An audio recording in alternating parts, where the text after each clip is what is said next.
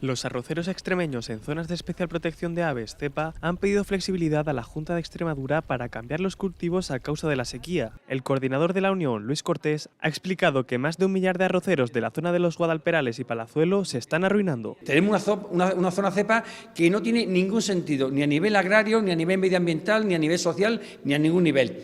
Estamos arruinando a 1.000 agricultores, pequeños agricultores todos ellos. Por ello, agricultores extremeños han exigido a la Junta de Extremadura una serie de medidas. Flexibilización y agilidad.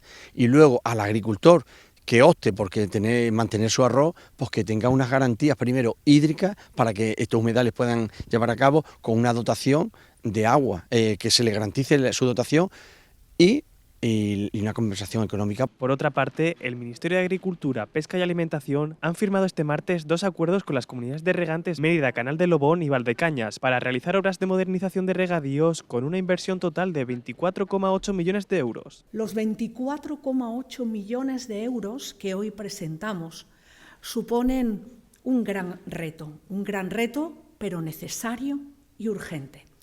Tenemos que tener clara una cosa. En estos momentos es imprescindible que los regadíos y, por ende, las comunidades de regantes sean mucho más sostenibles desde el punto de vista social, económico y medioambiental. Estas actuaciones de modernización de regadíos, que afectan a más de 6.000 hectáreas y a 1 millar de regantes, están orientadas a optimizar los recursos naturales a través de la mejora del rendimiento de los terrenos, así como a la implantación de nuevas tecnologías, sistemas de digitalización y de producción de energía renovable que favorezcan el ahorro.